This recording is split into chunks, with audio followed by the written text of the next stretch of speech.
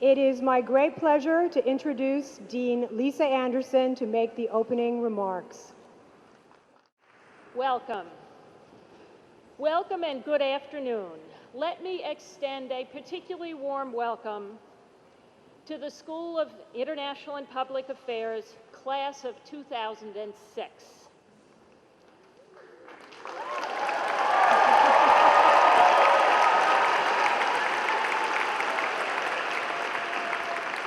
You made it. And to our celebrated faculty, our distinguished guests, and our dear friends and family. It is said that rain is auspicious at weddings, and I think the same must be true of graduation ceremonies. Certainly, this is an auspicious occasion. This afternoon, we gather to celebrate the accomplishments of and to convey our fondest hopes for some remarkable people. The students of this school, past and present, are uncommon individuals, and we're very proud of those who are graduating this year. We are pleased to be able to welcome you all, family and friends who gather from a few blocks away and from around the world to this celebration. This year, I'd like to make special note of several of our guests. President Dolores Fernandez and Sandra Ruiz of Hostos Community College and Dean Peter Ahn of the School of General Studies. More than 5 years ago, these three schools collaborated to develop a program designed to create more diversity in the American Foreign Service. With support from Congressman Jose Serrano, enormous effort and goodwill on the part of the administrations of the three schools, we will be graduating our first students this year, and we're very pleased. Thank you very much. This school was founded 60 years ago, last month, in the aftermath of World War II, as a school of international affairs, to be a light in the darkness, to provide the staff of a new world, whose promise was the United Nations and whose peril would be the Cold War. Over time, we came to realize that for all of us, there is promise and peril at home, in our own communities and neighborhoods, and we grew to encompass public affairs. Over time as well, our conception of what was distant and what was near also began to change. Our neighborhood grew to encompass the world, and the world came to be represented in our neighborhood. The boundaries began to blur as parochial difficulties created international crises, and global incentives reshaped local opportunities. Today, students come from nearly 100 different countries. There are 93 countries represented in this graduating class. To study, to work together, to link the personal and the political, the local and the global, day in and day out. For us, the headlines are not abstract news of far-off places and distant events. They are about our lives, intimately linked as we are with each other, our friends and our families around the world. This class, the class of 2006, understands the relationship between the particular and the universal, the personal and the public, life at home and abroad, intimately and immediately. Their days at SIPA have been colored by heartbreaking tales of human and natural catastrophes. From Indonesia to Louisiana and Pakistan, communities we care about have been ravaged by natural disasters and human miscalculations. These students have seen growing challenges to civil liberties and the rule of law at home, mirrored on assaults on human rights and the principles of international law and organization around the world. We have seen growing intolerance of migrant communities in the United States and religious minorities in Europe. Slower, less dramatic dilemmas have also shaped the experience of these students. From AIDS in Africa to asthma in children right here in Morningside Heights, from trafficking in women in Eastern Europe to domestic violence in Brooklyn, we have pondered the problems facing our communities and ourselves. We look to the public sector and to democracy. This last 2 years was a banner year for elections, in Iraq, Palestine, Egypt, Chile, Germany, Liberia, Bolivia, Israel, Italy, and many other places, and yet few seem wholly satisfied by or confident in their outcomes. We celebrate the potential of the private sector with hopes for corporate social responsibility, and yet as public-private partnerships proliferate, we confront corporate scandals that weaken confidence in the ethics of business. We look to the not-for-profit sector and to international organizations, only to see the Red Cross stumble again in New Orleans, and even our beloved United Nations held up to scorn. It is a complicated time into which we launch these students, a time of uncertainty and anxiety. In the face of that, however, I am once again confident, indeed recklessly so, because I know who sits before us today. The individuals we celebrate this afternoon are part of the answer to these questions, part of the solution to these problems. In each of its programs, the class of 2006 was among the most selective in our 6-decade history. It was hard to get into this class at SIPA, and those who did so are enormously talented. The need for an educated and skilled policy elite to serve our common welfare has never been greater, and we take pride and comfort in the fact that today's graduates will be among tomorrow's leaders. They have enormous opportunities to shape the world in ways that will make it better, more prosperous, more secure, more equitable, more sustainable. In choosing to make their careers in improving their society, whether in public service or the private sector, they have demonstrated that we place the responsibility for our future in good hands.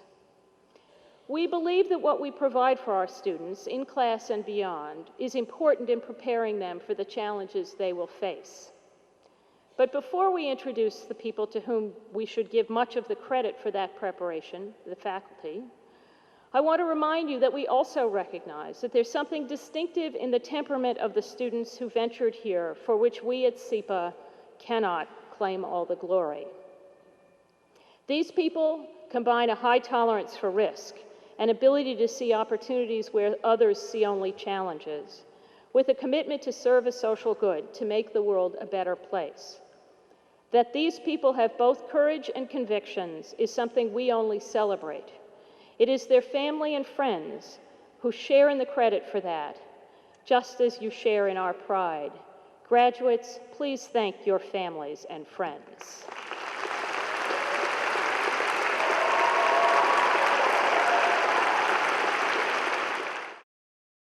We know the individuals we celebrate today have learned a lot in their time here, and we know they've learned much of it from each other.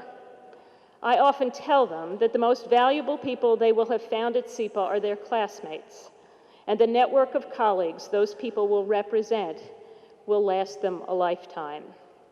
But we also like to think that they profited from the remarkable faculty of the school.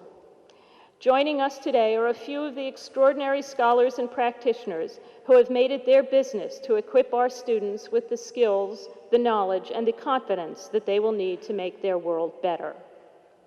The SIPA faculty knows that it is people like these who will shape their own futures, and they have done everything they can to make them good at it. The faculty here are unusually dedicated scholars, practitioners, and administrators. I'd like to identify several who have played especially important administrative roles this year.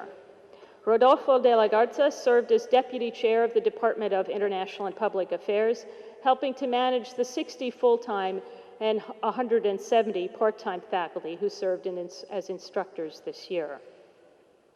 Overseeing the specific degree programs were William Emick, Director of the Picker Center for Executive Education and the Executive MPA program. Stephen Cohen, Director of the Program in Earth Systems Science Policy and Management, and Arvid Lukauskas, Acting Director of the Program in Economic Policy Management.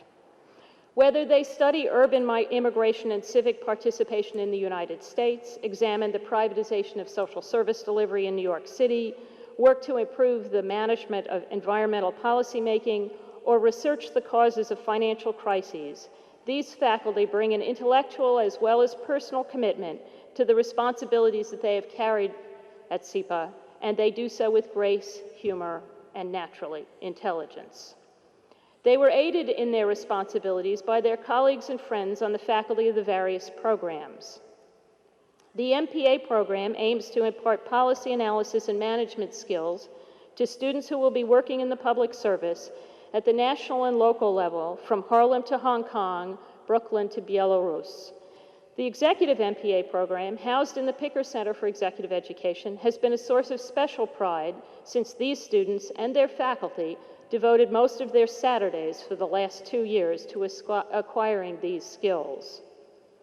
The program in Economic Policy Management also grants an MPA degree to students, most of whom come from developing countries, combining 12 months here in an accelerated and demanding academic program with a 6-month internship in an international financial institution. Last among the MPA programs, but by no means least, is our newest offering in environmental science and policy. This program, which is also an accelerated 1-year program, prepares professionals in environmental policymaking with exposure not only to management and analytical techniques, but also to the natural sciences of the environment. I'd like to ask that all the faculty associated with the several MPA programs rise to be recognized.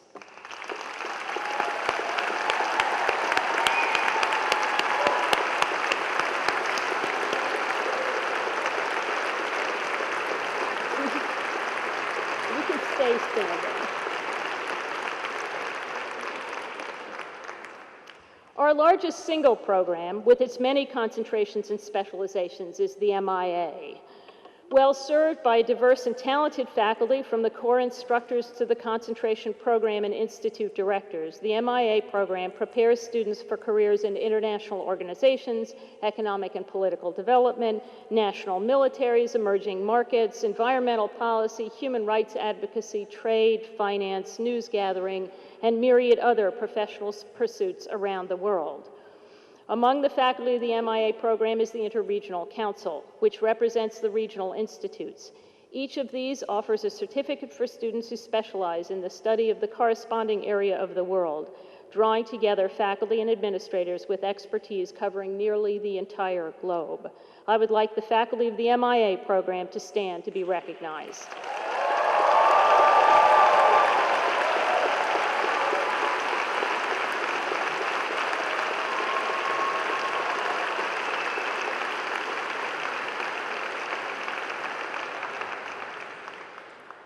Finally, I would like to acknowledge the administration that supports the faculty and their students.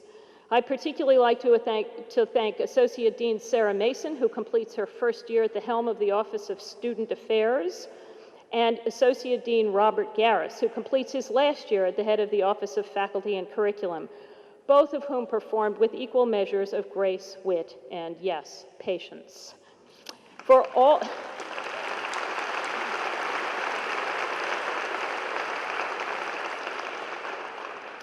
all their good work on behalf of us, the faculty and the students, I'd like to express my personal thanks to the administration and the faculty themselves. I'm pleased and proud to be able to welcome to this ceremony one of the most distinguished figures on the world scene today, an individual who uses his global influence to foster the values that we hold dear at SIPA, His Highness Prince Karim Aga Khan IV. The Aga Khan, a direct descendant of the Prophet Muhammad, became the 49th Imam, spiritual leader of the Shia Ismaili Muslims in 1957 at the age of 20. For nearly 5 decades as Imam, the Aga Khan has served not only as spiritual leader of a community with millions of members around the world, from Canada to Pakistan to Central Asia to East Africa, where His Highness spent much of his childhood, but also as an activist and statesman working on behalf of universal development through the Aga Khan Development Network, a global network of agencies focused on fostering health, education, culture, rural development, institution building, and economic development. That is, on improving living conditions and opportunities for the poor, whoever they are, wherever they are. It's a testament to SIPA that he entrusted us with one of his children. Hussein graduated several years ago and now works with the Aga Khan's Development Network's cultural programs. We welcome him back and take this occasion to congratulate him and his fiancée, Kristen White, an alumna of the School of Public Health, on their recent engagement. Your Highness,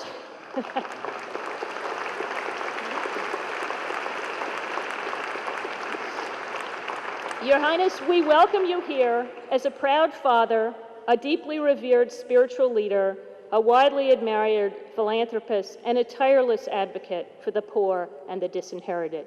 Sir.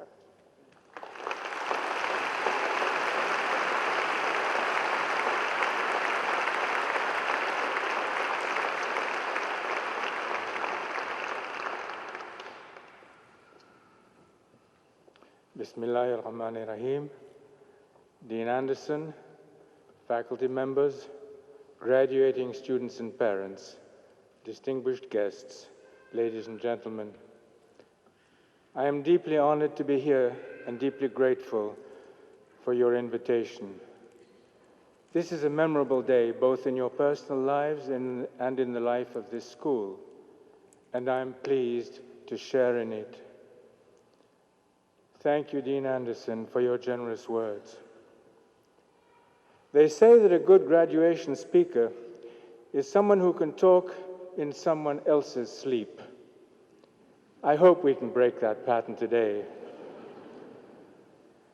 An opinion poll reported recently that what American graduates want as their graduation speaker more than anyone is someone they could relate to. But that test, says the poll, showed the most popular university speaker in recent years was the Sesame Street character Kermit the Frog. I found it a bit intimidating to wonder just where the Imam of the Shia Ismaili Muslims would rank on the relating scale of comparison to Kermit the Frog. Ceremonies of the sort we observe today are valuable because they help us bridge the past and the future to see ourselves as players in larger narratives.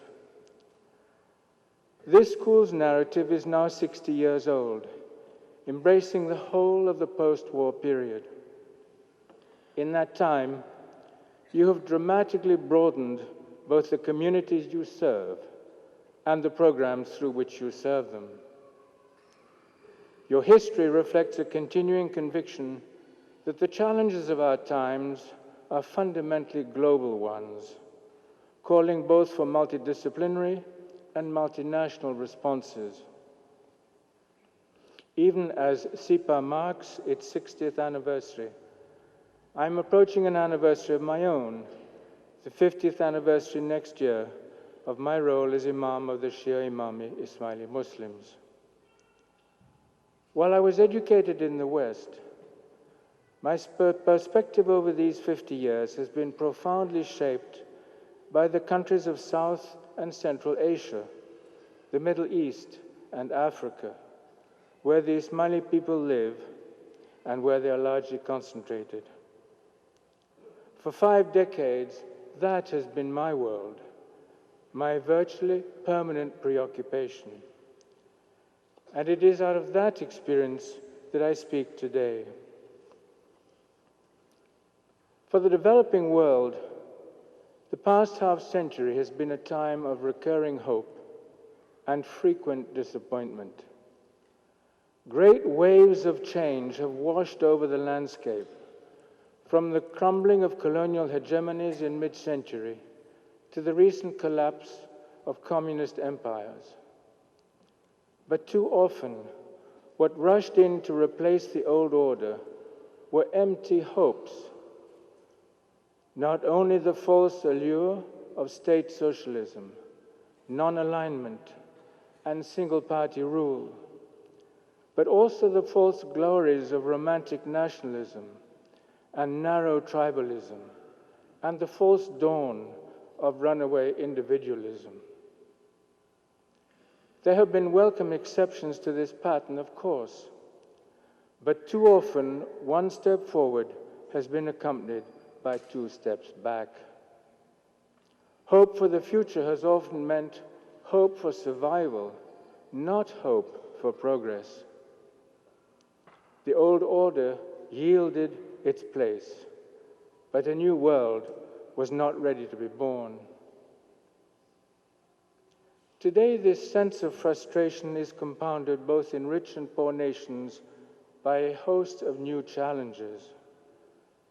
They range from changing weather patterns to mutating viruses, from new digital and biogenetic technologies to new patterns of family life and a new intermingling of cultures. As the world economy integrates, global migrations are reaching record levels. Immigrants now account for 2/3 of the population growth in the 30 developed countries of the OECD. Once homogeneous societies are becoming distinctly multicultural. Meanwhile, the gap widens between rich countries and poor.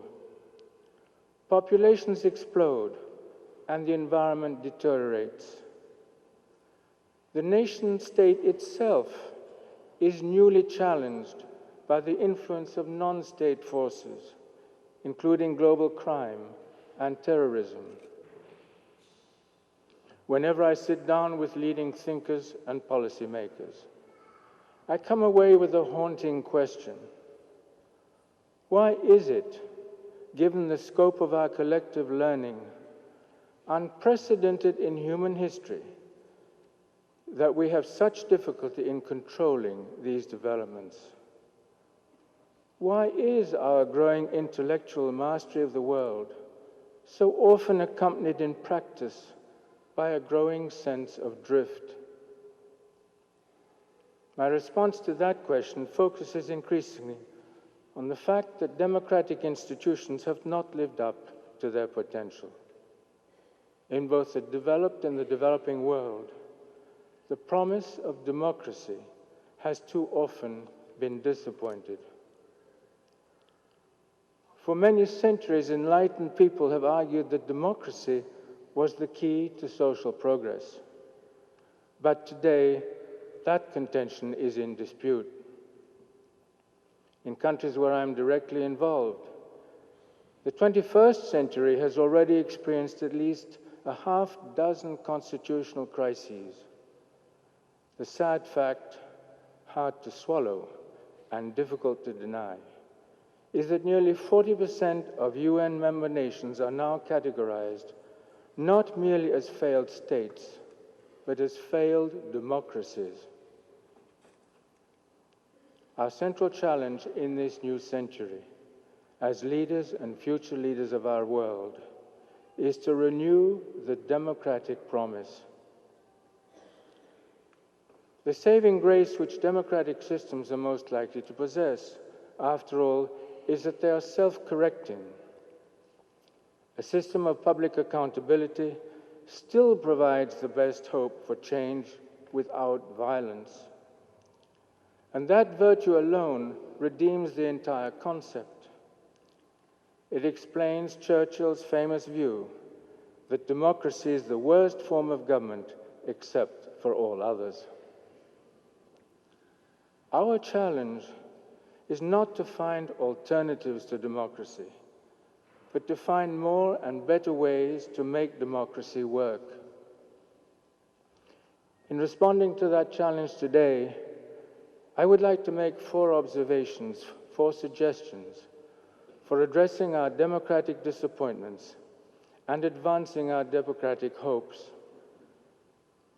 My comments involve first the need for greater flexibility in defining the paths of democracy. Secondly, the need for greater diversity in the institutions which participate in democratic life. Thirdly, the need to expand the public's capacity for democracy. And finally, the need to strengthen public integrity on which democracy rests. Let me say a few words about each. My first concern is that we must define the path to democracy more flexibly. We like to say that democracy involves a pluralistic approach to life, but too seldom do we take a pluralistic approach to democracy? Too often, we insist that democracies must all follow a similar script, evolving at a similar pace, without recognizing that different circumstances may call for different constructs. The ultimate recourse in any democracy must be to the concept of popular sovereignty. But within that concept, there is room for variation. One size need not fit all. And trying to make one size fit all can be a recipe for failure.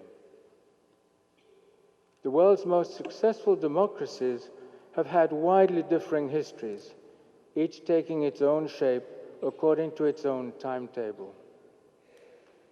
How is power best divided and balanced? How should secular and spiritual allegiances interact? How can traditional authority, even monarchical authority, relate to democratic frameworks? How is the integrity of minority cultures and faith systems best reconciled with majority rule?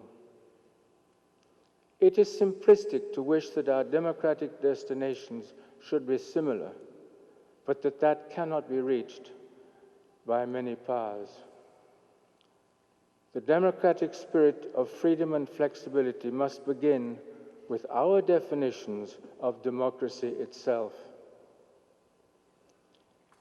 Even as we think more flexibly about democracy, we should also consider a second goal: diversifying the institutions of democratic life. One of the reasons that governments often fail is that we depend too much on them. We invest too many hopes in political promises, and we entrust too many tasks to political regimes. Governments alone do not make democracy work. The most successful democracies are those in which non-governmental institutions of civil society also play a vital role. Civil society is powered by private, voluntary energies, but it is committed to public good. It includes institutions of education, health, science, and research. It embraces professional, commercial, labor, ethnic, and arts organizations, and others devoted to religion, communication, and the environment. Sometimes, in our preoccupation with government, we discount the impact of civil society, including the potential of constructive NGOs, but we can no longer afford that outlook. Meeting the realities of a complex world will require a strengthened array of civic institutions. They spur social progress, even when governments falter. And because they are so intimately connected to the public, they can predict new patterns and identify new problems with particular sensitivity. But such developments cannot be coerced. They require an encouraging, enabling environment, supported by a broad public enthusiasm and for social goals. And let me be clear, I am here because I believe SIPA, with its annual outpouring of able graduates, can make an enormous worldwide contribution to such a response. The development of civil society can also help meet the rising challenge of cultural diversity. As communities become more pluralistic in fact, they must also become more pluralistic in spirit. A vibrant civil society can give diverse constituencies effective ways to express and preserve their distinct identities, even as they interact with new neighbors. We are often told that increased contact amongst cultures will inevitably produce a clash of civilizations, particularly between Islam and the West. Such predictions could become self-fulfilling prophecies if enough people believe them. But that need not and must not be the case. The true problem we face is what I would call a clash of ignorance on both sides. One which neglects, for example, a long history of respect and cooperation between Islamic and Western peoples and their respective civilizations. This is an appropriate place to recall how North American history was shaped over the centuries by diverse cultural groups. In the future, as in the past, such diversity can be an engine of enormous creativity if it is sustained by what I would call a new cosmopolitan ethic.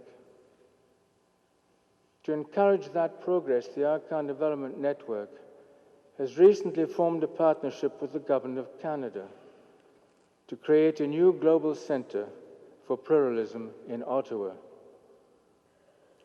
Drawing on both the Ismaili experience and the pluralistic model of Canada itself, the center recognizes that we cannot make the world safe for democracy unless we also make the world safe for diversity. And that strengthening can be achieved by the institutions of civil society. They can contribute significantly to that goal. My third point involves the public capacity for democratic government. This is a problem we too often treat with too much sentimentality, reluctant to acknowledge that democratic publics are not always all-wise. Inadequate public communication is part of the problem. Driven by short-term circulation and profit goals, media increasingly tell audiences what they want to hear rather than what they ought to hear. And what too many people want is not to be informed, but to be entertained. One result is the inadequacy of international news. I'm told that world news now represents a substantially lower percentage of mainstream American news than it did a generation ago. Thanks to the internet, specialists can get more information from more places than ever before. But the general public in America and elsewhere, global information has declined while global involvements have expanded. If better communication is one part of the answer, better education is another. This means, above all, developing new curricula which will meet new demands, especially in developing countries. We must do more to prepare the leaders of the 21st century for economic life in a global marketplace, for cultural life in pluralistic societies, for political life in complex democracies. Our system of Aga Khan-sponsored universities and academies is working throughout the developing world to create new educational models. But the scale of our work only begins to address the enormity of the challenge. Improved communication and education can be helpful, but we also must be realistic about public capabilities. I believe, for example, that publics are too often asked to vote on issues that bewilder them. In recent months, both in Africa and in Asia, new national constitutions have been left to the mercies of mass public referenda, posing complex theoretical issues well beyond the ability of politicians to explain and publics to master. Nor is this matter unique to the developing world. We saw a similar pattern last year when the French public rejected a new European constitutional treaty that was 474 pages long. Democracies need to distinguish responsibility between the prerogatives of the people and the obligations of their leaders. And leaders must meet their obligations. When democracies fail, it is usually because publics have grown impatient with ineffectual leaders and governments. When parliaments lack the structure or expertise to grapple with complex problems, or when a system of checks and balances stymies action rather than refining it, then disenchanted publics will often turn to autocrats. The UN Development Programme recently reported, for example, that 55% of those surveyed in 18 Latin American countries would support authoritarian rule if it brought economic progress.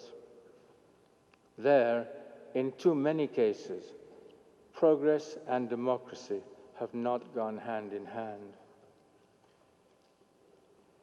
The best way to redeem the concept of democracy around the world is to improve the results it delivers.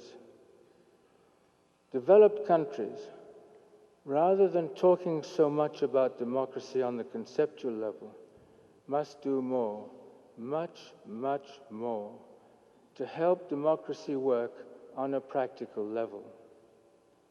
Our goal must be fully functioning democracies, which bring genuine improvements in the quality of life for their peoples.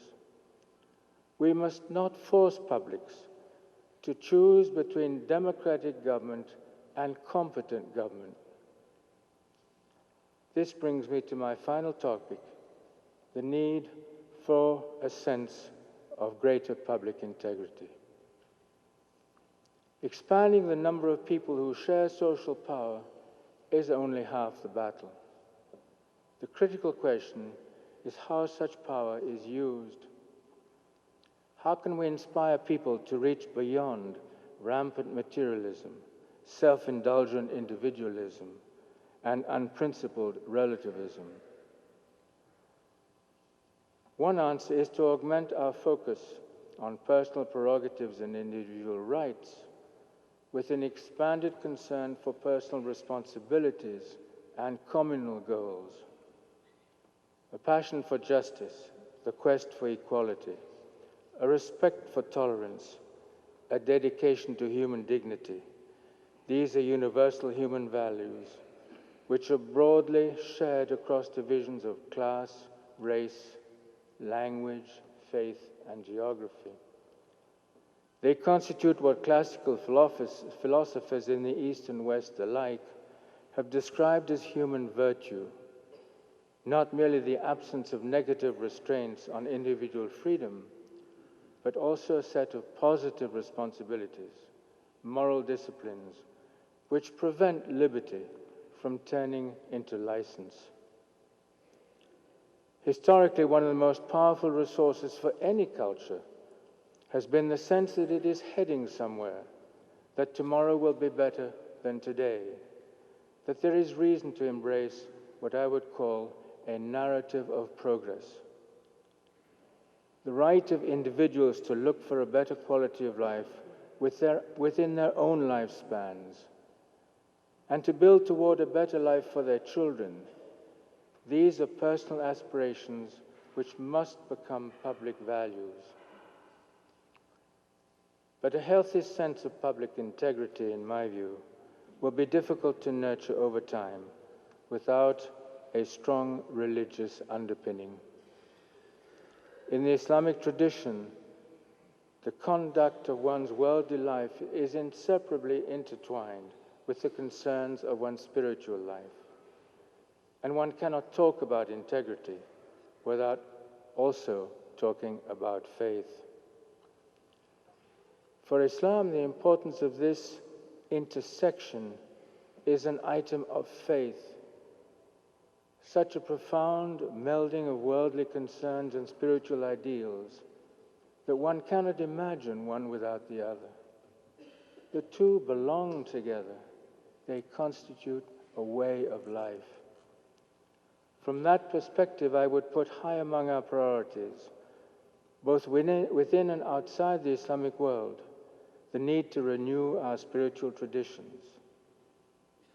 To be sure, religious freedom is a critical value in a pluralistic society. But if freedom of religion deteriorates into freedom from religion, then I fear we will soon be lost on a bleak and barren landscape with no compass or roadmap, no sense of ultimate direction. I fully understand the West's historic commitment to separating the secular from the religious. But for many non-Westerners, including most Muslims, the realms of faith and of worldly affairs cannot be antithetical. If modernism lacks a spiritual dimension, it will look like materialism. And if the modernizing influence of the West is insistently and exclusively a secularizing influence, then much of the Islamic world will be somewhat distanced from it. A deeply rooted sense of public integrity means more than integrity in government, important as that must be. Ethical lapses in medicine and education, malfeasance in business and banking, dishonesty among journalists, scientists, engineers, or scholars, all of these weaknesses can undermine the most promising democracies. Let me finally emphasize my strong conviction that public integrity cannot grow out of authoritarian pronouncements. It must be rooted in the human heart and conscience. As the Holy Quran says, there is no compulsion in religion. The resurgence of spirituality, potentially such a positive force, can become a negative influence when it turns into self-righteousness and imposes itself on others. Like all of the world's great religions, Islam warns against the danger of comparing oneself with God and places primary emphasis on the qualities of generosity, mercy, and humility. A central element in any religious outlook, it seems to me, is a sense of human limitation, a recognition of our own creaturehood, a posture of profound humility before the divine. In that sensibility lies our best protection against divisive dogmatism and our best hope for creative pluralism. In conclusion, then, I would ask, as you move out from this university into a diverse and demanding world, that you think about 4 considerations for renewing the promise of democracy, defining democratic paths more flexibly, expanding the role of civil society, increasing public capacities for self-governance, and strengthening our commitment to public integrity. In all these ways, I believe we can help restore confidence in the promise of democratic life, affirming with pride our distinct cultural identities while embracing with enthusiasm our new global potentials. To the graduates, my prayer is that God may guide you and accompany you as you fulfill your destinies. Thank you.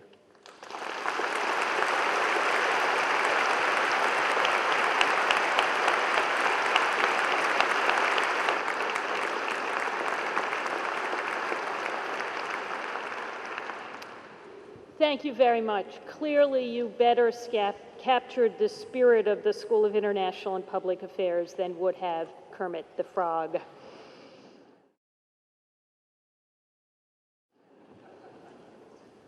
We now turn to the moment in the program for which many of you, indulging a bit of self-interest, have been waiting, the presentation of the graduates. Associate Dean Robin Lewis, who directs our Global Public Policy Network, a collaborative association of public policy schools around the world, will do the honors. We are proud of all of our students, but would like to take note that of the individuals who will shortly be presented to you, 10 have completed the requirements for dual degrees with our public policy network partner in Paris, Sciences Po, and 12 more, that sounded like more than 10 to me, and 12 more the requirements for the dual degree with our second partner, the London School of Economics. Our first graduate is Qazi Ahmed, MIA.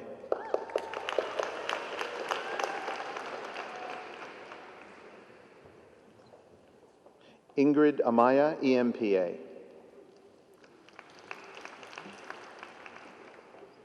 Tracy Bethia, ESP. Daniel Castaño Huertes, MIA. Wambui Chege, MIA. Catherine Craig, MPA. Maria Mjol Jonsdottir, MIA. Camille Kaluza, MPA. Jyoti Menon, MIA.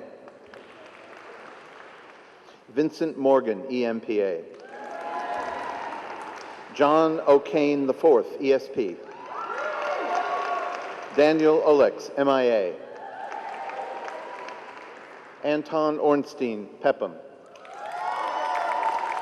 Justin Schwartz, MIA. Janet Vallejos Castillo, PEPM. Jan van der Goltz, MPA. Robin Williams, MPA. And Ching Hong Zhou, MIA.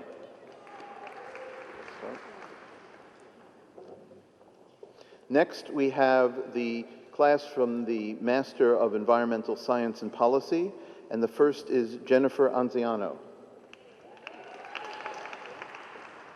Lauren Bohm. Deborah Brockett. Kristen Katie Sawyer. Christine Chase. Nicole Cosman. Emily Dean. Robin DeYoung. Jessica Dillon. Melissa Demas.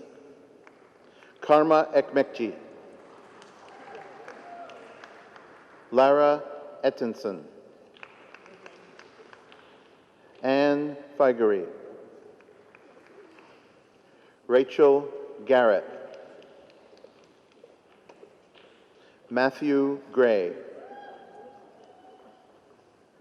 Kristen Heinen. Nupur Hiramat. Taki Johnson. Suzanne Jones. Ian Keith. Sue J. Kim. Kimberly Klunich. Carrie Kopko. Sally Lacey. Brandon Lee. Thomas Legge.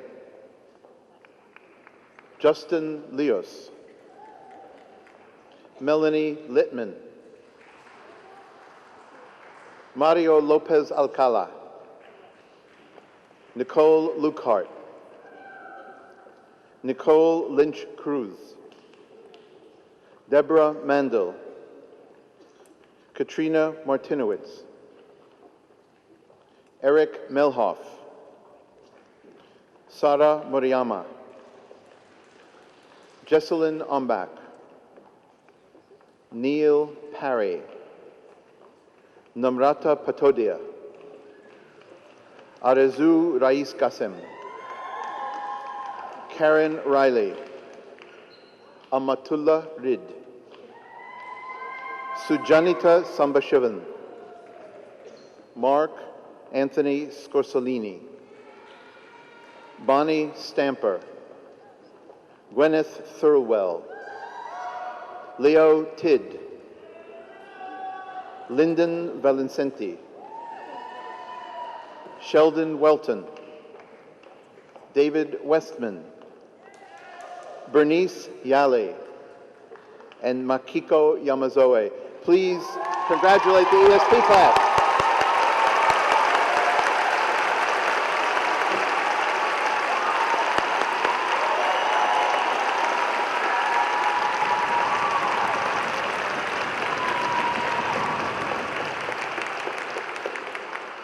Next come the hardworking graduates of our executive MPA program. Director Bill Emick is with us. And the first of these is Hasana Abdul Mani.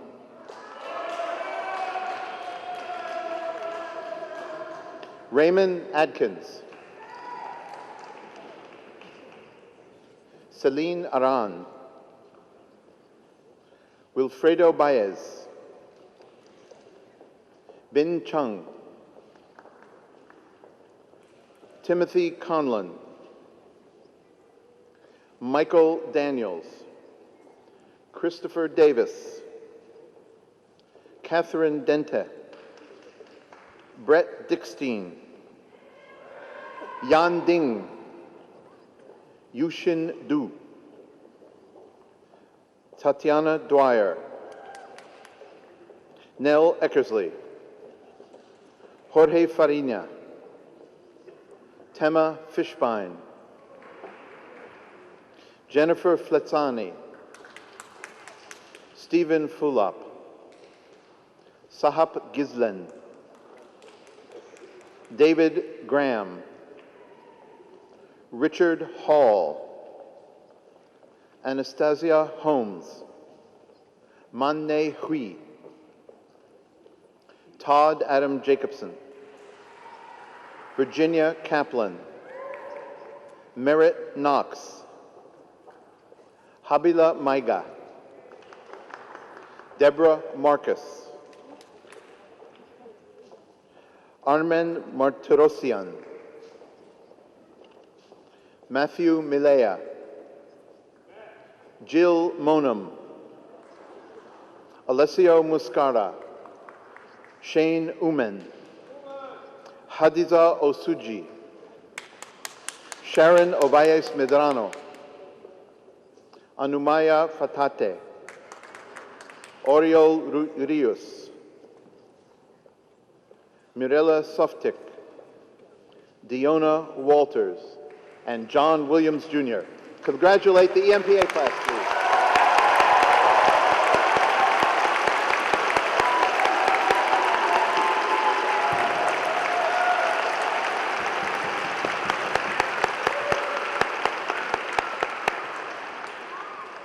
Next, the graduates of the Program in Economic Policy Management, Director Arvid Lukauskas, and the first is Simin Abdullahzada Shahir. Ardak Abdigaparova. Obiajulu Abiola. Marcelin Ale. Abdullahi Bamba. Yang Chen. An Duan. Carla Enamorado. Shan Gao. Nabil Javed.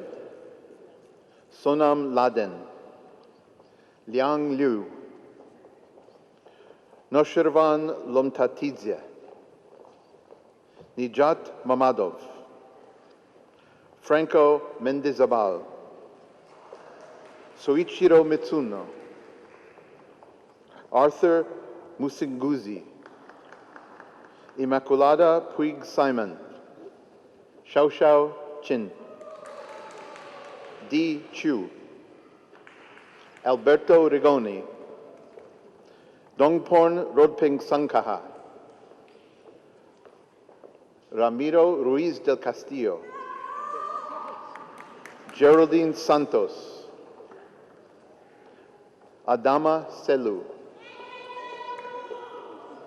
Eri Sherman. Mantat Sun.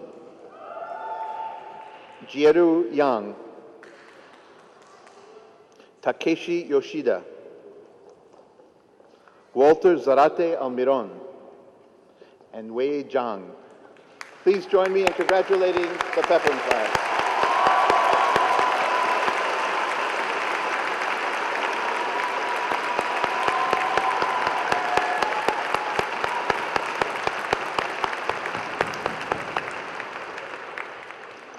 Now for the MPA, Master of Public Policy and Administration grads. Professor De La Garza to join us. And the first is Patrick Abal. Ansar Ali. Shruti Bansal. Sean Bernier. Jay Langdon Blakeney. Lori Boger. Carmen Burguillo Burgos. Reka Chalasani.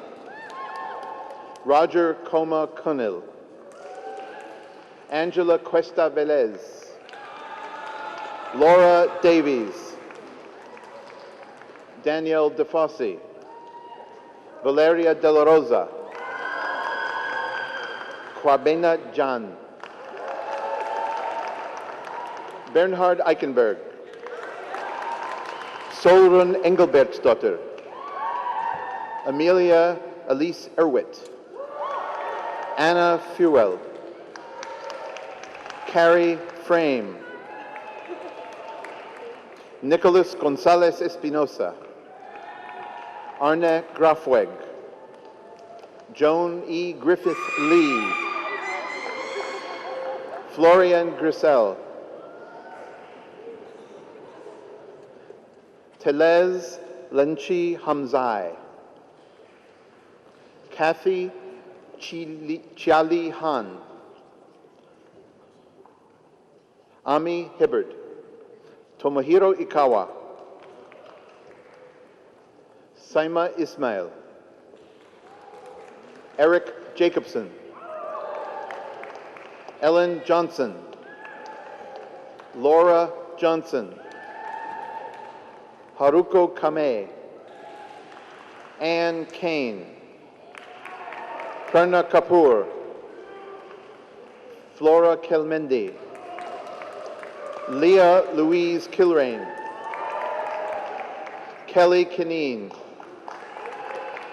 Daisuke Kishi. Justin Kosef.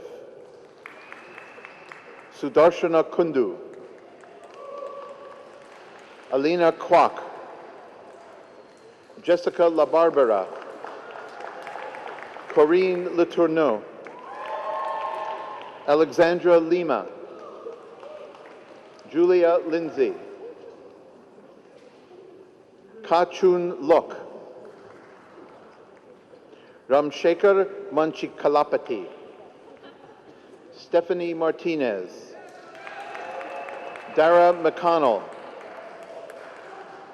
Brian Myers. Monica Morales. Hiromichi Moriyama. Joydeep Mukherjee. Shamsuddin Mustafa.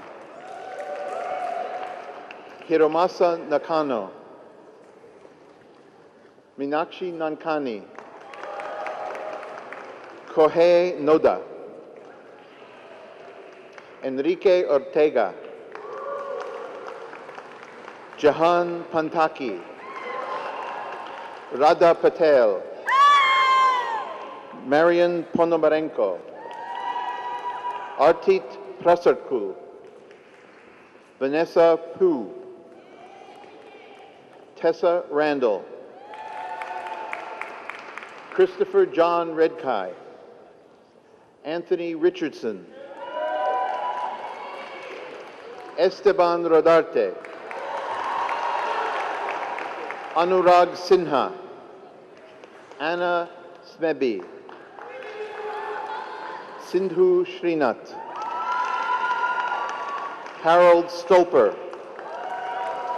Jason Stowe. Jason Stramalia. Tomomi Teranishi. Arki Tesfaye. Maria Thomas. Mitsuaki Tomita, Agustin Torres Ibarola, Mirna Varela Salazar, Rashma Verma, Gretchen Wagner, Chantel Ward, Natalie Lauren Webb, Aparna Wilder, Alex Jiang Wu, Joshua Yablon, Omer Yalvach, Majid Zamani, William Zhao, Allison Zikmund, Ryundai Oshima, and Joanne Jelle. Please join me in congratulating the MPAs.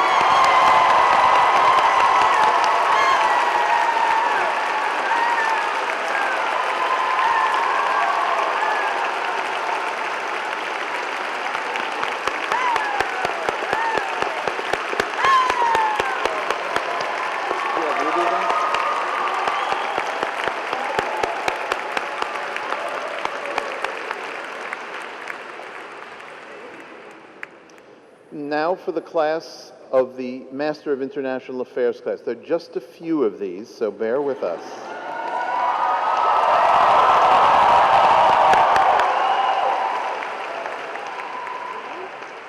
Gokhan Adanali,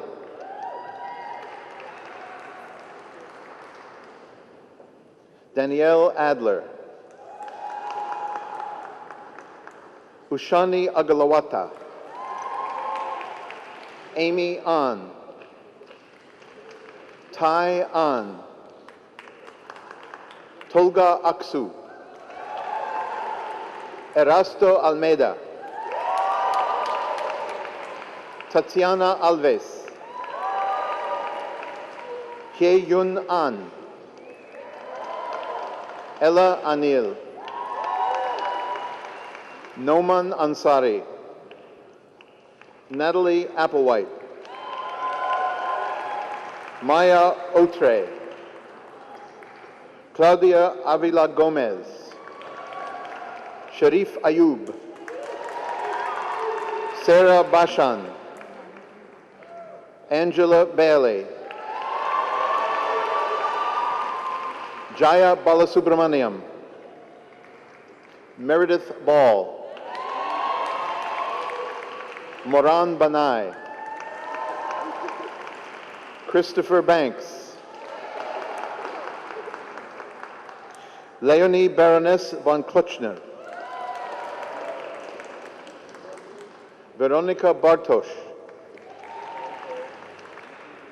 Timothy Basil, Rasta Berang, Davis Bell, Borja Begareche Sainz, Perinaz Bhada, Angela Bing Zaremba, Masha Berger, Megan Blackburn, Jason Bloomberg, Amy Baldesser, Olga Borisovska, Daniela Bove-Lamonica, Jordan Braffman, Carl Brown, Rosie Bashir, Kevin Bergwinkle, Michaela Cabrera, Nachie Chanbele, Tom Card, Laura Carey, Emilia Casella, Julie Castro, Sadruddin Chandani, Neelam Chandra, Sukanya Chandrasekhar, Adrienne Chang, Jeffrey Chanin, Jean Chen, Sapna Chatpar, Toshiyuki Chiku, Jeanette Cho, Jungmoon Choi, Would Yu Michelle Choi, Alberto Comito, Catherine Constable, Daniel Cook, Luisa Cordoba, Karina Cronin, Nicholas A.J. Croquet, Paulo Cunha, Gabriel Curtis, Rajiv Pankaj Dalal,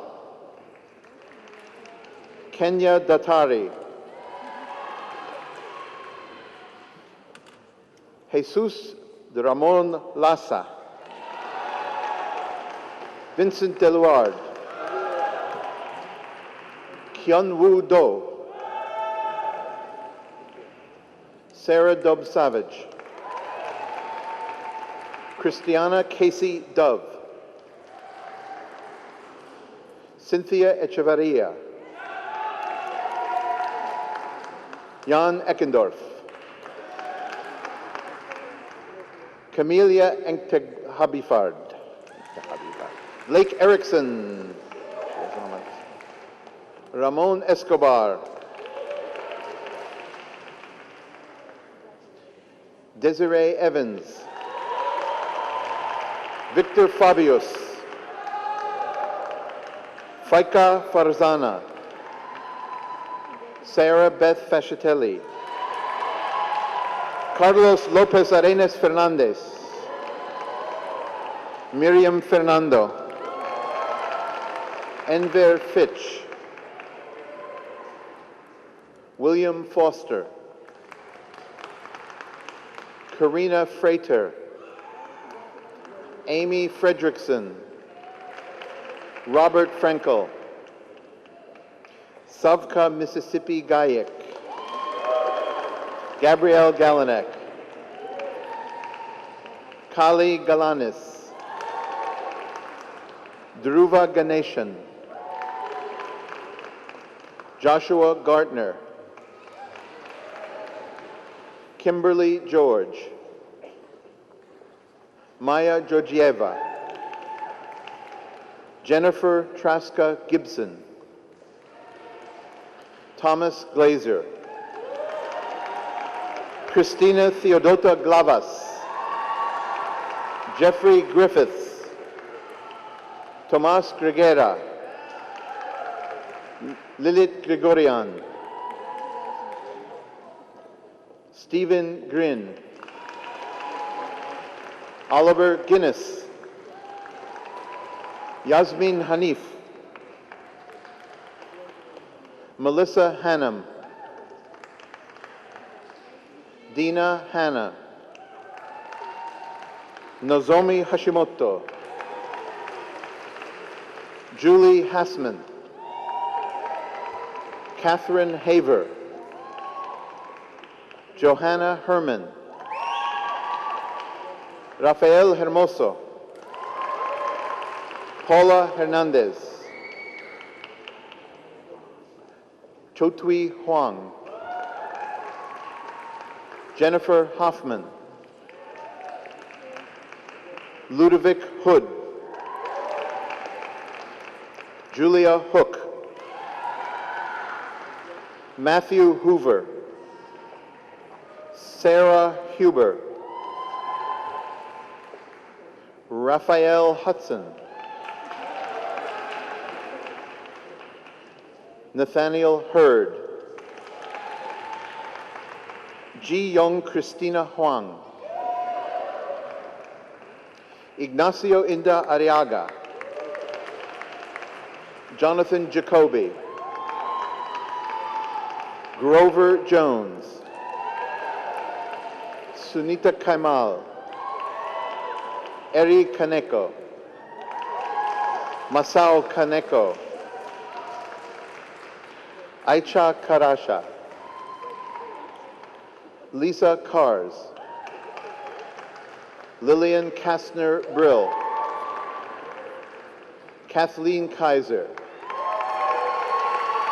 Omar Khawaja, Merate Kibriye, Jia Kim, Jin Young Kim, Sungdo Kim, Sung Yun Kim, Yun Sik Kim, Young Woo Kim, Stephanie King, Nina Kolbe, Wataru Komai, Rui Kotani, Hyok Sung Kwon, Virginie Ladish, Luz Maria Lambert, Vanessa Lamorte de Gale, Deborah Landis, Deborah Landres, and Sophie Langlois, Anne Westbrook Loughton, Ji Hoon Lee, Faye Leone, Emmanuel Letouze, Cristina Lopez, Andrea Lorente, Nicholas Luciani, Lisa Lin, Leslie McKean, Roya Malekian, Matthew Malloy, Eleanor Manjin, Liza Mantilla, Frank Manyong, Ashley Marcus, Lauren Marks, Michelle Antoinette Marston, Irene Martinetti, Samantha Marusi, Taylor Matheson, Keiko Matsuo, Christopher Mayo, Kelly McCaskill, Shagun Merotra, Eleanor Mertz, Grant Milthorpe, Claudia Minoyu, Tibai Miradoli, Teruhisu Mitsuyu, Anne Mizumoto, Christopher Moeller, Catherine Morgan, Kyoko Mori, Kirsten Mwetzel, Go Mukai, Wanda Munoz Jaime, Kalaivani Murugesan, Roshana Sintron Nabi, Shoko Nakagawa, Ryoko Nakamura, Adam Nathanson, Ryan Newton, Tao Nien, Yariv Nornberg, Lila Nuri, Maxim Novichenko, Divina Solmoro Ojacastro, Martin Oridson, Simon O'Rourke, Maria Ovchinikova, Mridula Palat, Olivier, In-Q Park. Wasn't looking. Not over. Megan Patrick, Sean Pierce, Sanela Penchakovic, Verena Phipps, Ana Luisa Pinto, Lily Peruzian, Christina Planert, Tomas Potmesil, Jennifer Powers, Diego Prada, Jungchul Pyo, Thomas Randall, Jonathan Rapé, Olivier Ray, Catherine Ray, Leslie Mireya Reith, Piotr Reimer, Jennifer Rockwitz, Pratima Rodriguez, Armando Rodriguez,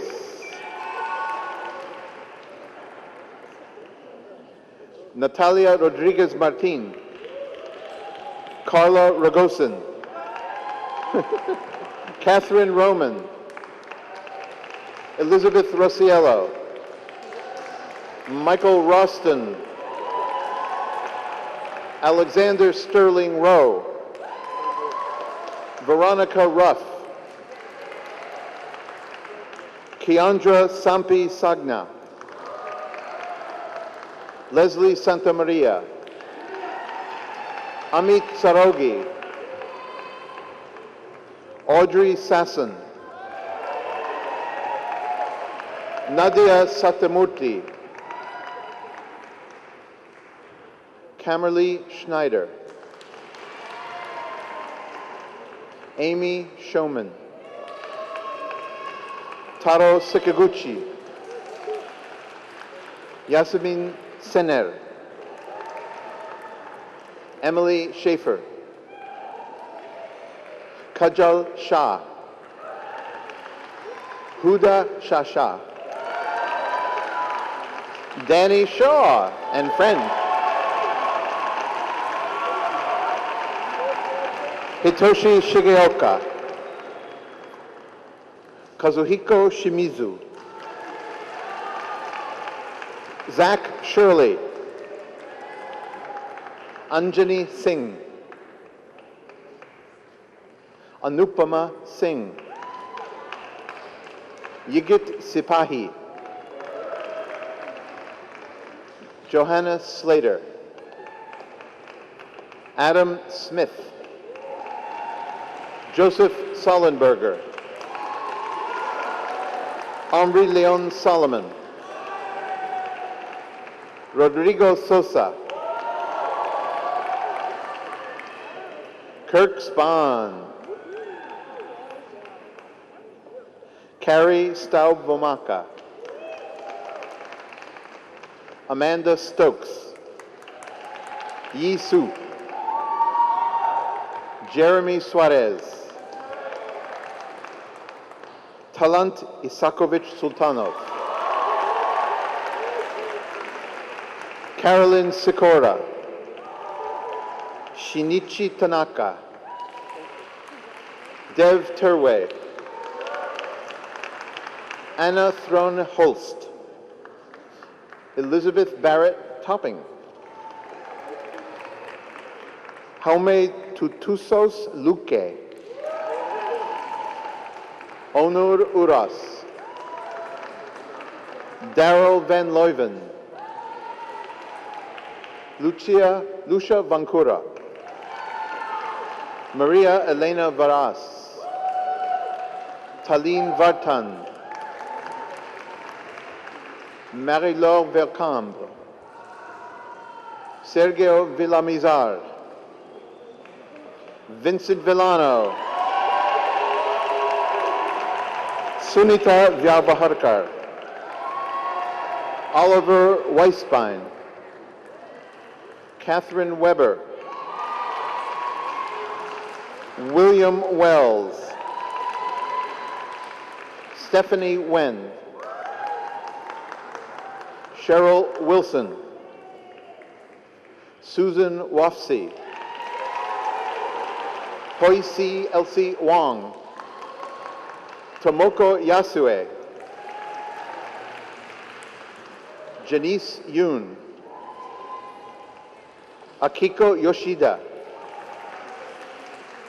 Juliet Young,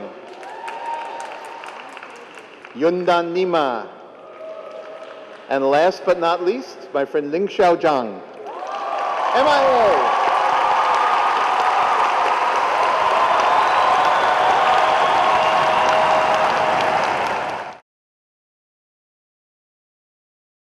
Since the 1940s, regional institutes at Columbia have awarded certificates to recognize those students who have completed a rigorous program of regional study. Columbia has 7 regional institutes, and most of them have been identified by the Department of Education as national resource centers. They're dynamic centers of research and programming, and among their many activities, they award regional certificates to graduates of Columbia degree programs. These certificates are demanding, typically requiring more courses than a concentration or major within the student's own degree program. A certificate usually consists of 7 to 8 graduate-level courses, plus proficiency in a relevant language, and in some cases, proficiency in 2 relevant languages. As I call your name, please stand to be recognized. From the Middle East Institute, Marita Anderson. From the Harriman Institute, Rahim Rabimov. And from the Center on East and Central Europe, Savka Gajic, Kirsten Mutzel, and Caroline Sikora. Please join me in congratulating these graduates on their outstanding accomplishments in regional studies. Our first award is the Harvey Picker Prize for Public Service. The Picker Prize for Public Service was established at SIPA in 1988 as a demonstration of the school's deep commitment to the goal of promoting public service. The Picker Prize is awarded to the graduating MPA student who has demonstrated exceptional commitment to the public service. The award honors Harvey Picker, Dean Emeritus of the School of International and Public Affairs. In 1977, in September, Dean Picker inaugurated Columbia University's graduate program in public policy and administration. In 1995, the SIPA Computer Lab was named for the dean and his late wife, Jean. In 2001, we established the Picker Center for Executive Education. Dean Picker is indeed a great friend and supporter of SIPA, and it is therefore appropriate that this annual award is named after him. Like a number of SIPA students, this year's award winner participated in Teach for America, a national service corps of teachers dedicated to closing the achievement gap in the U.S. She has continued her relationship with Teach for America throughout her studies, training 80 new high school teachers in an intensive 6-week alternative certification program and serving as a program director. Another internship involved working on the planning commission for Dream Yard, a new New York City high school which will open in September 2006.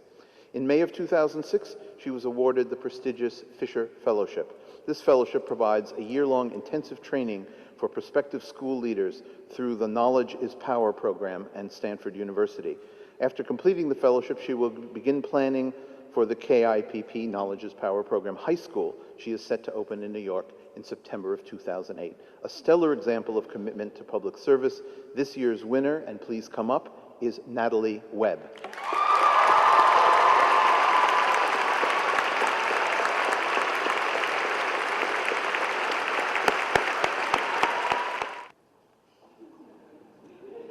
Come on.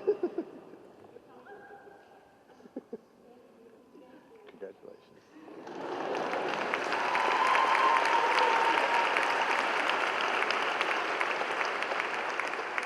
Congratulations, Natalie. The next prize is the Raphael Smith Memorial Prize. This prize is given in memory of Raphael Smith, a member of the class of 1994, who was on the staff of Slant, the student-produced magazine about international affairs. I remember Raphael well. He was a very lovely guy, really. Raphael took a leave of absence from SIPA in order to retrace his stepfather's adventure of motorcycling from Paris to Tokyo 60 years earlier, writing newspaper articles during his journey. His dream ended tragically in a fatal accident in Europe. The prize, established by Raphael's family and friends, is awarded annually to the student who is judged to have written the best article published in SIPA News. This year's award goes to 2 particularly talented young journalists whose fine articles graced the fall issue of SIPA News, but who also have labored heroically this spring as co-editors of the gigantic 60th anniversary issue of SIPA News, which you will see very soon. The winners are, for his article Prairie Cuisine, Midwest Farmers Take Back the Land and the Dinner Plate, Tom Randall, and for her piece entitled Shipwrecked, Gulf Coast Hurricanes Slam Vietnamese-Led Shrimp Industry, Veronica Ruff.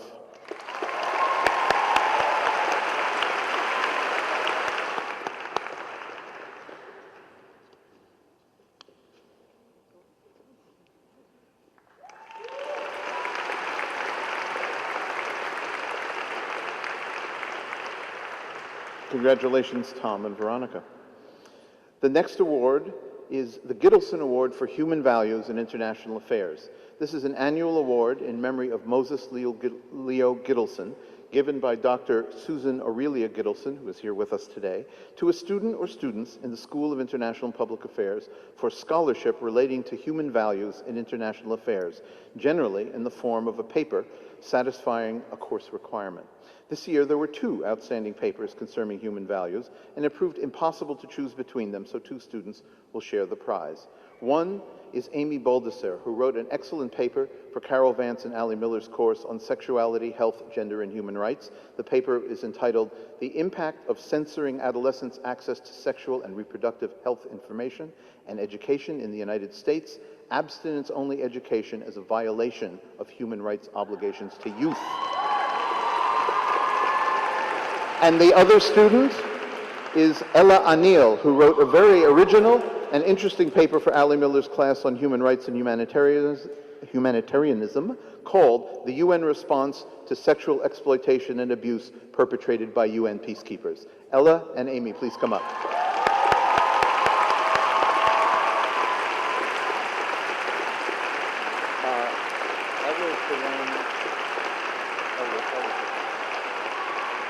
Congratulations.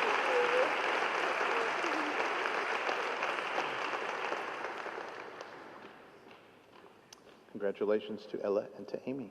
The George C. Marshall Prize for Strategic Studies is made annually to a graduating student for an outstanding paper addressing issues of defense policy, military strategy, arms control, intelligence, peacekeeping, negotiation, and alternatives to the use of force as an instrument of policy. A copy of the prize-winning paper will be placed on display in the Marshall Research Library and will become part of the permanent files of the George C. Marshall Research Library and Archive in Lexington, Virginia. This year's winner for his paper, Civil Military Relations in Stability Operations, Searching for a New Balance, is Adam Nathanson.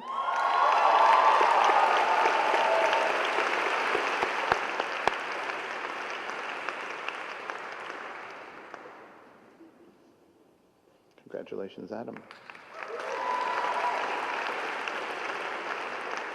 And finally, we have the SIPA Voice of Conscience Award.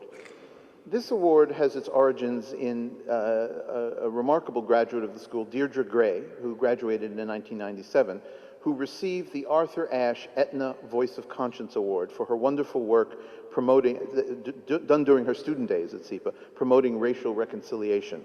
In gratitude for SIPA's efforts in helping her further tolerance and understanding, Deirdre used part of her award to endow a new SIPA Voice of Conscience Award.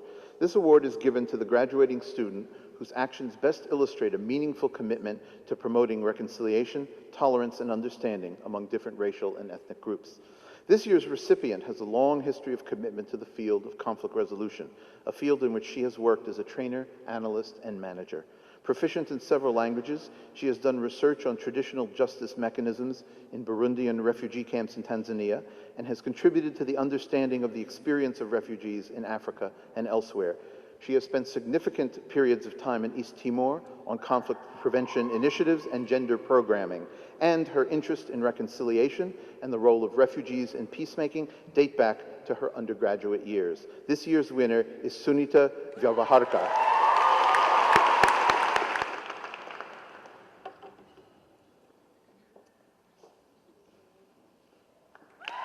Congratulations, Sunita.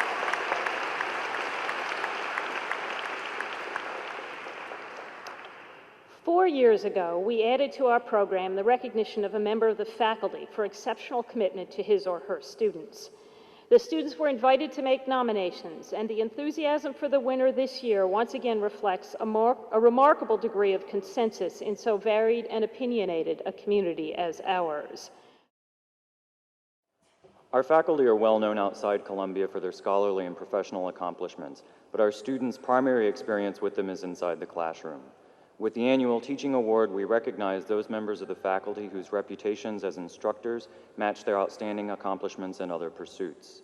In recent years, we have recognized Professors Andrea Bobola, Mike Ting, Catherine Morgan, Pete Johnston, and Kiki Popelikis for their outstanding teaching. This year, the award, accompanied by a bonus of $1,000, goes to the Director of the Management Concentration, Lou Riccio. Lou, will you join me at the podium, if you can manage to get out from your seat?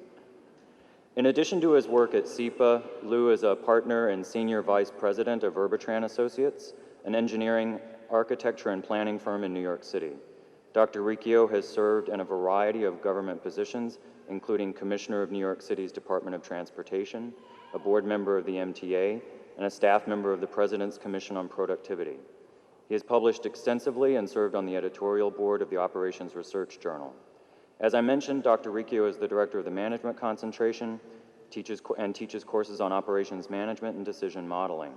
His students describe him as amazing and inspiring, and they say that he has a great sense of humor, which I can attest to. One student wrote that Riccio gives Chris Rock a run for his money, and I would add that when your material is the syllabus for decision models, that's a real accomplishment. Please join me in thanking Lou for his service to you and to the school. Thank you so much.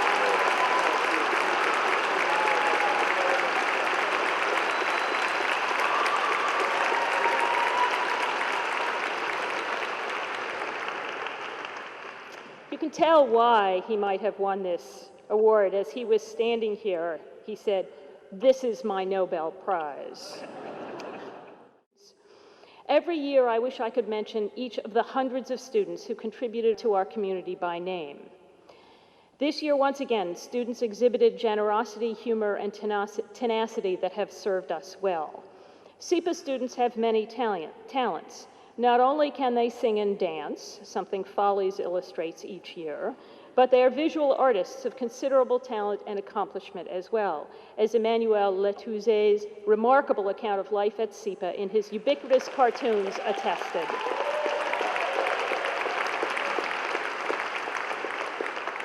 Tom Randall and Veronica Ruff, if you have already heard, took SIPA News to a new level with their work on the anniversary issue, which will be mailed to all alumni, including you, in June.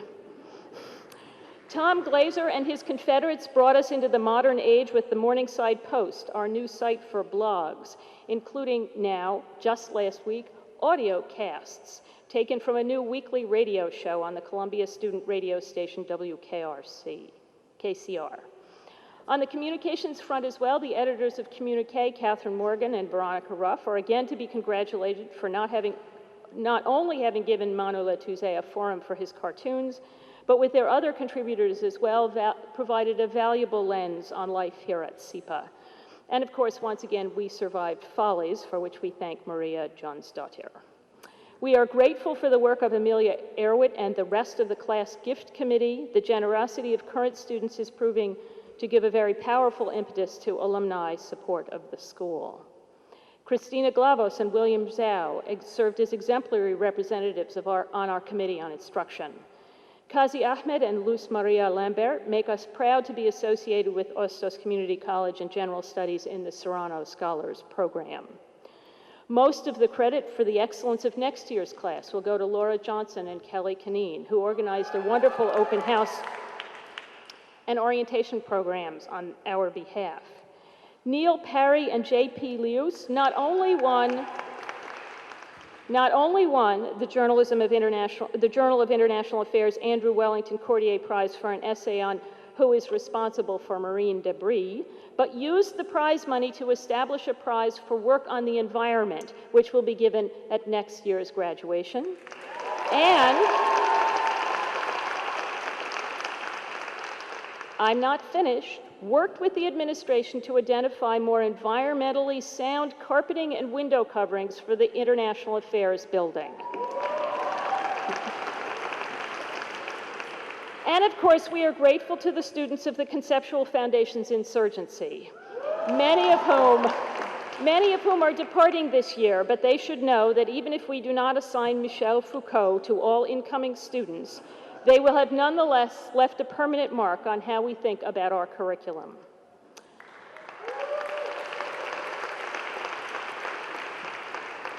I could go on, but it's time to let the students themselves have a word. To represent them, we give you their representatives. Each year, the class elects 2 students from among their ranks to represent them as co-presidents of the SIPA Student Association, SIPASA. It is now their turn to wish their classmates well. Dan Olex is the MIA co-president and Camille Kaluza is the MPA co-president. Gentlemen. Now, for all intents and purposes, I honestly believe that this will be the last time that I ever speak before an audience of this size in the capacity of an elected official. Let's pray that that's the case. I pray for you that that's the case. Given that, I figure I'll take this opportunity to do what many contemporary politicians have a difficult time doing. I'm going to level with you. I'm going to be honest with you. I don't intend to regale you with a speech about all the wonderful things that your newly acquired master's degree will allow you to do. I'm not here to blather on and on about how your SIPA degree will allow you to change the world or dramatically improve your life. In fact, as so many of us are already aware, life at SIPA, life after SIPA, is going to be about as difficult as life before we arrived here in 2004. Looking ahead, I see a road that is littered with roadblocks. I see background checks and polygraphs. I open my closet and I see skeletons. Many skeletons. Fresh skeletons. I see student loans. And, unfortunately, I see low-paying jobs in Washington, Timbuktu, or Radio Perfecto.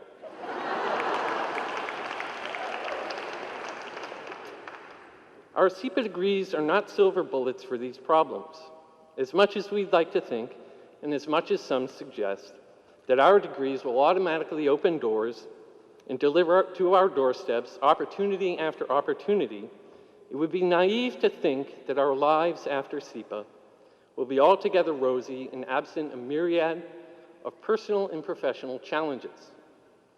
Yet, however daunting the future may look today, we are stepping out into that great unknown, neither alone nor empty-handed. If we have learned anything over the past 2 years, is that today, as we leave SIPA, the most valuable asset we have is each other. I second Dean Anderson on that. I can't stress it enough.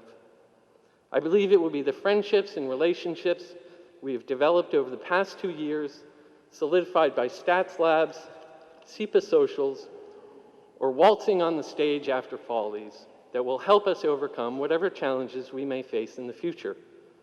As we leave SIPA, it becomes our responsibility to look out for one another, to help one another, to remain in touch with one another.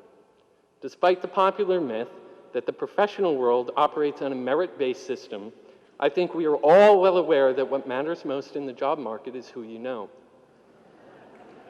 Therefore, we must be an active group of alumni. We must remain engaged with each other and with SIPA. If we are an active class of alumni, not only will our own lives benefit, but SIPA as a whole will benefit. I'm well aware that we all have our criticisms of SIPA. Some undeserved, some deserved, some very deserved. Such as perhaps the cancellation of the champagne after this, I suppose.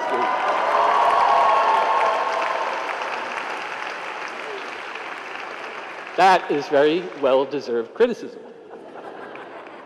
But I am also well aware that we all deeply appreciate the time we have spent here and the hard work of all the professors, administrators, and facilities personnel, particularly the facilities personnel, who have made it all possible. If we remain active and remain engaged, SIPA will grow and develop. If prospective students understand that a class such as ours is active and can actually pass a polygraph and can actually make a difference by helping each other out, SIPA will become more competitive. As SIPA becomes more competitive, the value of our own degrees can only increase. In this way, we all have an interest in making SIPA as competitive an institution as possible. So I ask all of us, once we leave SIPA, please stay in touch. Stay in touch with each other, stay in touch with your concentration director, stay in touch with Meg and everybody at Career Services. Yeah.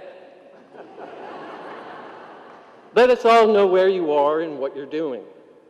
If we do this, your life will be better, the lives of your classmates will be better, and SIPA will be better. Thank you. Dean Anderson, His Highness the Aga Khan, faculty, staff, ladies and gentlemen, and graduates. It truly is an honor and a privilege to stand here before you today. I cannot vouch that this is my last elected position, so a lot of what I'm going to say, you'll have to distill the truth yourself, unlike Dan. I don't intend on sitting any polygraphs. But I don't intend to say a bunch of things that you don't want to hear today either. I'm not going to provide you with any life advice. I'm not going to tell you that together we're going to change the world, because really, half of us are going to be part of the problem as often as we are part of the solution.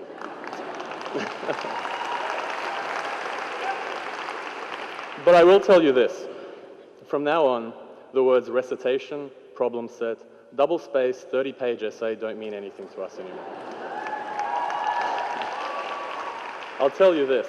From now on, student affairs is simply something you wish you had more of when you were here. And from now on, Dean Anderson is Lisa, Dean Mason is Sarah. But Kiki remains Kiki and Andrea remains Andrea. You see, some things change and some things stay the same. New countries and new cities for some, new friends and new experiences for all. We've all had to change and adapt, and now we have to do it again. We've been in a bit of a bubble for the last 2 years. How many of your non-SIPA friends know what the hell you're talking about when you say you just have to flirt with Corinne, Amit, Chris, Joanne to get that drink ticket at a SIPAZA social? I barely understand. How many of your non-SIPA friends understand the perils of catching an elevator from the 4th to the 14th floor at 2:05 p.m.? I'm still having back surgery. It's a jungle out there. But I look back on this time positively. Once the frustrations of empty staplers and sketchy TAs and maybe full classrooms fade away, what will be left is the people you've come to know and the ones you never quite befriended.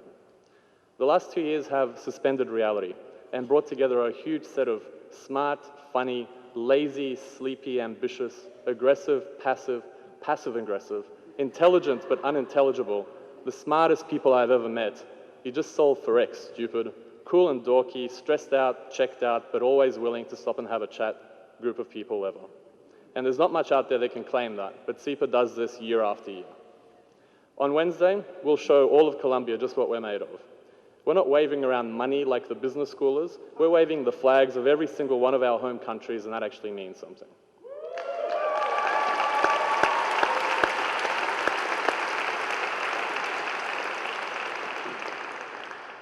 For me, that's what it's all about. It's taught me a lot more than how to find the market equilibrium in econ. And if you haven't figured out that it's where the two lines intersect, you probably never will.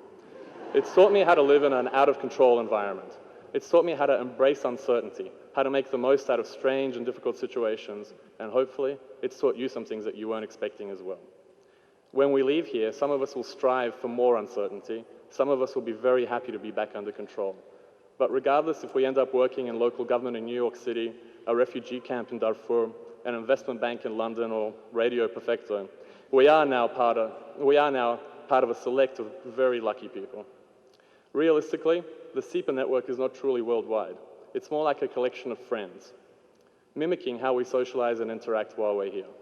And it really is up to us to maintain that network and broaden its reach. It's been a difficult 2 years, but now we are free. Free to resume our past lifestyles, free to pursue new opportunities or return to old ones, and free to return to family and friends. But now, for the first time, we're also free to hang out with old friends from SIPA. We're free to talk about Ting or Betts or Luck or Pruitt, and free to call ourselves SIPA alumni. We're also free to celebrate these 2 years of hard work, frustration, and opportunity. When we can, we should support SIPA. We should provide leads and advice to each other, as well as to up-and-coming graduates. Our lives go on, but we'll always be SIPA alumni now, and we'll always carry a little bit of that with us. Family and friends, you are free too. Free to support the class gift of 2006, which will help SIPA's endowment and enhance its reputation, and we're looking forward to your support. You're also free to celebrate by meeting as many of your graduates' friends as you can. Talk to them, they don't bite, and if they do, no harm done. You should also talk to administrators and faculty that have shaped their lives over this time. They probably will bite them. Finally, I'm free, and I hope you are, for the reception seemingly now on Wednesday and the party at the Frying Pan this evening. This is our last opportunity to talk about the past, share ideas and plans for the future before we disperse around the globe, and I wouldn't want to miss it. We may be leaving SIPA, but our shared experience is just beginning. Thank you.